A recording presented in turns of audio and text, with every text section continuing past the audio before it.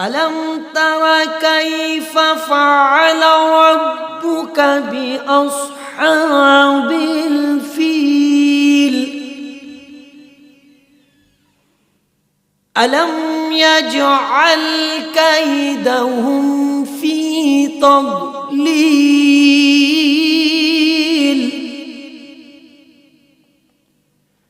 وأرسل عليهم طيرا أبابيل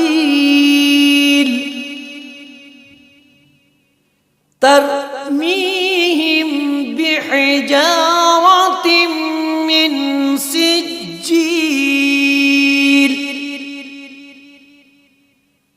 فجعلهم كعصف مأكول. صدق الله